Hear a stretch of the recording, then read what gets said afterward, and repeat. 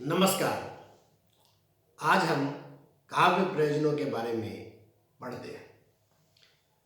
काव्य हेतुओं के बाद काव्य प्रयोजन ऐसा विषय है जिसके बारे में जानना भी आवश्यक है। काव्य सृजना के पीछे कोई न कोई उद्देश्य होता है, वही उद्देश्य काव्य प्रयोजन कहलाता है। काव्य रचना में जो कवि का उद्देश्य है वह काव्य प्रयोजन है। प्रयोजन से तात्पर्य है कि रचना से प्राप्त होने वाला लाभ क्या है। लाभ यदि काव्य निर्माण से पूर्व दृष्टिगोचर होता है तो उसे हम प्रेरणा कहते हैं, और वह लाभ बाद में दृष्टिगोचर होता है तो उसे हम प्रयोजन कहते हैं। यह प्रयोजन की मोटी मोटी परिभाषा है। काव्य हेतु और प्रयोजन में अंतर यह होता है कि काव्य हेतु का संबंध कवि के सामर्थ्य से है और प्रयोजन का संबंध कृति से प्राप्त होने वाले लाभों से है। इस प्रकार हम देखते हैं कि हेतु और प्रयोजन दो अलग अलग चीजें हैं। जो प्रयोजन है वो संस्कृत के आचार्यों ने भिन्न भिन्न संख्या में गिनाए हैं, भिन्न भिन्न नामों से गिनाए हैं। वो आपके सामने प्रस्तुत है। वो इस प्रकार है। संस्कृत आचार्यों में सबसे पहले आते हैं भरत मुनि। भरत मुनि ने जो प्रयोजन बताए हैं वो इस प्रकार है कि दुख, श्रम, शोक से पीड़ित तपस्वियों को संसार में सुख प्रदान करने वाला ये प्रयोजन है, अर्थात आनंद साधना काव्य का प्रयोजन है। भामह धर्म, अर्थ, काम, मोक्ष, कलाओं में दक्षता, कीर्ति और प्रीति, पुरुषार्थ के साथ कला में दक्षता, कीर्ति और प्रीति, ये प्रयोजन है। वामन ने दो प्रयोजन बताए हैं, प्रीति या आनंद और कीर्ति या यश, यानी प्रीति और कीर्ति। प्रीति को उन्होंने दृष्ट प्रयोजन बताया है और कीर्ति को अदृष्ट बताया है। प्रीति जो है वो सहृदय के लिए है और कीर्ति जो है वो प्रणेता के लिए, रचनाकार के लिए। कुंतक ने जो है धर्म, अर्थ, काम, मोक्ष यानी पुरुषार्थ के साथ साथ साधक या सहृदयों को आह्लाद करने वाला व्यवहार साधक, अलौकिक आनंद प्रदान करने का जनक प्रयोजन को बताया है। रुद्रट ने यश, धन प्राप्ति, विपत्ति नाश, अलौकिक आनंद साधना, आप्त कामना, धर्मार्थ काम, इसको प्रयोजन बताया है। आनंद वर्धन ने प्रीति को या हृदयाह्लाद को काव्य प्रयोजन बताया है। इसी क्रम में आचार्य विश्वनाथ ने चतुर्वर्ग के साथ काव्यानंद को प्रयोजन बताया है। आचार्य पंडित राज जगन्नाथ ने यश, लोकोत्तर आनंद और उसके साथ गुरु राजा देवताओं की प्रसन्नता को प्रयोजन बताया है। हेमचंद्र ने आनंद को काव्य का प्रयोजन स्वीकार किया। इसमें जो मम्मट आए, आचार्य मम्मट, उनके प्रयोजनों को विशिष्ट रूप से सभी लोग स्वीकार करते हैं। उनके जो प्रयोजन है, उनकी जो पंक्ति है वो इस प्रकार है कि काव्यम यशसे अर्थकृते व्यवहार विदे शिवेतर रक्षतय सद्य पर निर्वृतय कांता समितयो उपदेशय युजे। काव्य प्रकाश की ये पंक्तियां हैं। इसके आधार पर जो प्रयोजन सामने आते हैं वो 6 हैं। यश की प्राप्ति, अर्थात कोई भी यश की कामना कर सकता है तो काव्य लिखेगा। अर्थ की प्राप्ति, इससे अर्थ की प्राप्ति होती है। व्यवहार ज्ञान, अनिष्ट निवारण, अलौकिक आनंद की प्राप्ति और कांता समित उपदेश, यही जो मुख्य प्रयोजन है जिस पर बाकी आचार्यों ने भी अपनी सहमति दी है। इस पर थोड़ी सी और चर्चा करते हैं। यश की जो प्राप्ति है उस पर बात करें तो ये एक बहुत बड़ा प्रयोजन माना जा सकता है। यश की कामना ऐसी कामना है जिससे बचना बहुत मुश्किल है। अंग्रेजी कहावत है कि fame is the last infirmity of the noble minds, मतलब यश महापुरुषों की अंतिम दुर्बलता है। महापुरुष भी चाहते हैं कि उनको यश तो मिल जाए, अतः हम ऐसा मान सकते हैं कि यश की इच्छा तो हर व्यक्ति के मन में कहीं न कहीं दबी रहती है। तो यश की इच्छा कवियों के लिए भी होगी, तो यश की इच्छा से काव्य लिखा जाता है। दूसरा है अर्थ प्राप्ति।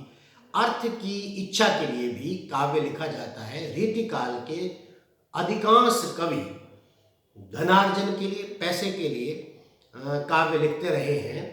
ऐसा कहा भी जाता है कि बिहारी को प्रत्येक दोहे के लिए एक सोने की असरफी मिला करती थी। और पैसा ऐसा है जिसके बारे में, जिसका महत्व सब लोग जानते हैं कि पैसा नहीं है जाके पास, मेला उसको लगे उदास। ये पूरा दुनिया का जो मेला है बिना पैसे के उदास लगने वाला है। तो पैसे का महत्व कौन नहीं जानता, और इसी पैसे के महत्व से काव्य रचना भी हुआ करती है। व्यवहार परिज्ञान, इसके लिए भी काव्य लिखा जाता है। ये दुनिया का जो मेला है या दुनिया जो का गोरख धंधा है वह समझ में आता है तब जब अनुभव आता है, और इस अनुभव के लिए भी काव्य लिखा जा सकता है। ऐसा कहा जाता है कि मैंने इस जहां में जो देखा वो कह दिया, और मुद्दतों लोग फिर मेरे शेर दोहरा देंगे। यानी इस दुनिया में जब हम अनुभव को प्राप्त करते हैं, वही हम जब व्यक्त कर देते हैं तो बहुत महत्वपूर्ण काव्य हो जाता है। ऐसी बात हमने पहले भी एक वीडियो में कही थी कि गर्दिश अय्याम तेरा शुक्रिया। गर्दिश यानी दुख, अय्याम माने दिन, दुख के दिनों तुम्हारा शुक्रिया, मैंने हर पहलू से दुनिया देख ली। जब दुनिया तब समझ में आती है जब कष्ट के दिन आते हैं, अनुभव तभी आता है। यानी व्यवहार परिज्ञान के लिए भी काव्य लिखा जा सकता है। ये भी एक उद्देश्य हो सकता है। अनिष्ट निवारण या शिवेतर क्षति, अशिव की क्षति, उसके लिए भी काव्य लिखा जाता है। उदाहरण भी है बहुत सारे हमारे पास। मयूर कवि हुए हैं जिन्होंने अपने कुष्ठ रोग के निवारण के लिए सूर्य शतक नामक काव्य रचना की है। और तुलसीदास ने हनुमान बाहुक अपनी भुजा की पीड़ा के लिए, निवारण के लिए काव्य रचना की है। जगन्नाथ रत्नाकर ने जो उन्होंने विवाह लवंगी नाम की यवन कन्या से किया था, उसके दोष निवारण के लिए गंगा लहरी नाम के काव्य की रचना की है। इस प्रकार अनिष्ट निवारण के लिए भी काव्य रचना की जाती है। अलौकिक आनंद, अलौकिक आनंद जो है, हम कहते हैं कि काव्य का पढ़ने का, सुनने का आनंद जो होता है वो ब्रह्मानंद सहोदर है। तो ब्रह्मानंद जैसा आनंद काव्यानंद को मानते हैं। और अंत में कांता सम्मित उपदेश, उपदेश जो होते हैं वो गुरु उपदेश है, और दूसरा मित्रोपदेश है, तीसरा कांता सम्मित उपदेश है। जब हम उपदेश किसी को देते हैं तो गुरु जो है वो रूखा सूखा उपदेश देता है, मित्र जो है वो अपनी बात को थोड़ा सा सरस बना के देता है, परंतु कांता यानी भार्या यानी पत्नी अपनी बात को ऐसे सरल तरीके से पति से मनवा लेती है कि पति को पता ही नहीं चलता कि उसने किन बातों के लिए उसको सहमत करवा लिया है।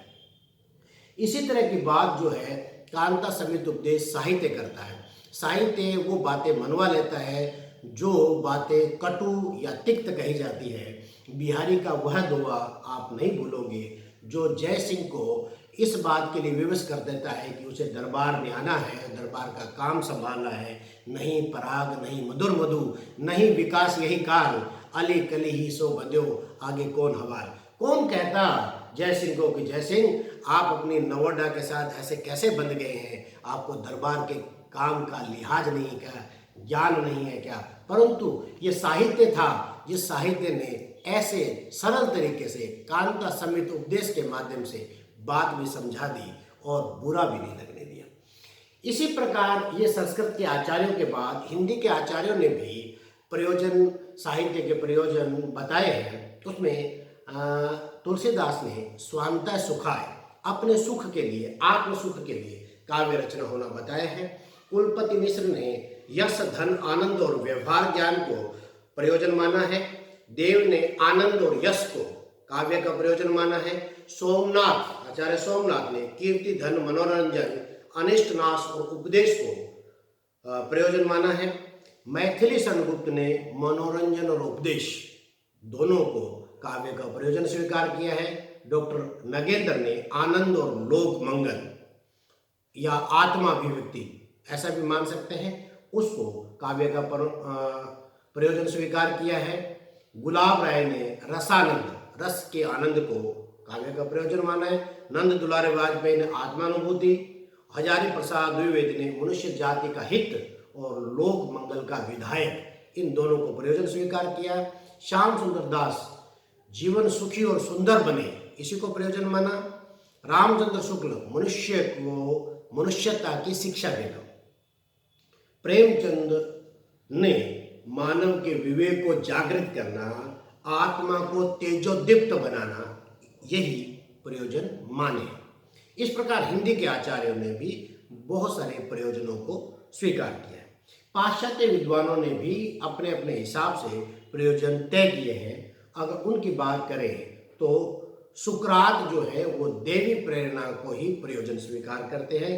प्लेटो लोकमंगल को, अरस्तु आनंद को, होरेस आनंद और लोक कल्याण को। मैथ्यू आर्नल्ड जीवन की व्याख्या को प्रयोजन स्वीकार करते हैं कि जीवन की व्याख्या ही काव्य का महत्वपूर्ण प्रयोजन है। ड्राइडेन स्वांतः सुखाय और परिजन हिताय, इन दोनों को काव्य का प्रयोजन मानते हैं। हडसन जो है वो कई प्रयोजन बताते हैं, जिसमें आत्माभिव्यक्ति की आकांक्षा, लोक जीवन तथा लोक कार्यों की प्रति रुचि, यथार्थ जीवन के प्रति हमारी रुचि और सुंदर रूपों तथा रूप विधान में हमारी रुचि, ऐसे कई प्रयोजन स्वीकार किए हैं। और एक विद्वान है मल्टन ने यश के लिए काव्य लिखना उचित माना है, काव्य लिखने के प्रयोजन स्वीकार किया है। पाश्चात्य विद्वानों ने जो प्रयोजन बताए हैं वो मुख्य रूप से अगर समन्वित रूप से देखें तो 6 भागों में उनको बांट सकते हैं। वो है कला के लिए। कला किस लिए लिखी जाए कि कला इसलिए नहीं कि उसका कोई उद्देश्य है, कला के विकास के लिए, कला अपने कला का विकास हो, साहित्य का विकास हो, कोई और दूसरे के काम के लिए नहीं हो। इसके बहुत सारे समर्थक हैं, जैसे ऑस्कर वाइल्ड, डॉक्टर ब्रैडले और उनके साथ ही कई बहुत सारे लोग। कला जीवन के लिए, कला अगर है तो वो सिर्फ कला के लिए नहीं है, मनोरंजन के लिए नहीं है, जीवन उससे चलना चाहिए, जीवन के कई व्याख्याएं होनी चाहिए, मानव जीवन उससे विकसित होना चाहिए। जैसे अरस्तु, ड्राइडेन, हेनरी, रस्किन, ऐसे विद्वान जो है इसके मत के समर्थक हैं। कला जीवन से पलायन के लिए, पाश्चात्य विद्वान जीवन से भागने में भी कला को उपयोगी मानते हैं। जब जीवन की बहुत सारी समस्याओं से मानव मन उकता जाता है, घबरा जाता है, तो घबरा करके वह जीवन से जब भागता है तो कला की ओर मुड़ता है और कला में घुस जाता है। जब वो कला में घुस जाता है तो सारी चीज़ें छूट जाती है, तो जीवन से एक बार दूरी हो जाती है। कला आत्मानुभूति के लिए, अपने आप को जानना, आत्मानुभूति मतलब अपने आप को जानने के लिए भी कला की आवश्यकता है, प्रयोजन है। कला आनंद के लिए, ये हमने भारतीय विचारकों ने भी आनंद के लिए माना है। कला सृजन की आवश्यकता के लिए, नई चीज़ों के लिए, नए खोज के लिए, नए निर्माण के लिए, कला सृजन की आवश्यकता के लिए, ये पाश्चात्य विद्वानों के लिए है। बहुत सारे विद्वान और भी पाश्चात्य, जिसमें फ्राइड है, यूंग है, एडलर है, उन्होंने अपने मनोविज्ञान के हिसाब से भी अपने अपने प्रयोजन तय किए हैं। अंत में हम इस बात पर आते हैं कि ये जो कला के प्रयोजन हैं, साहित्य के प्रयोजन हैं, वो कुल मिलाकर के जो भारतीय मनीषा ने तय किए हैं, भारतीय मनीषियों ने तय किए हैं, भारतीय बुद्धि और बुद्धिजीवियों ने मोटे मोटे रूप से सत्यम, शिवम, सुंदरम, ये 3 बातें कही है। सत्यम मतलब जीवन का यथार्थ ढूंढना, सत्यम माने हम जीवन क्या है या सत्य क्या है, सत्य की खोज क्या है, एक बड़ी चीज है सत्य की खोज करना, कि हम कौन हैं, कहाँ से आए हैं, क्या करना चाहते हैं, ये सत्य है। और दूसरा है शिवम, शिवम माने मानव का, जीवों का कल्याण करना है, हित करना है, मानव हित, जीव हित, जगत हित, ये जो कल्याण है, सब सारे संसार का कल्याण करना शिवम है। और सुंदर, सौंदर्य की अनुभूति, कला की अनुभूति, सौंदर्य की अनुभूति, आत्मानुभूति, आनंद की अनुभूति, इसको तीनों को समन्वित रूप ही सत्यम शिवम सुंदरम है। तो यही कला और साहित्य का प्रयोजन है। जो हमारे यहाँ सत्यम शिवम सुंदरम के रूप में है, वही मोटा मोटा सब जगह है। तो आज इस व्याख्यान में इतना ही। नमस्कार, जय हिंद।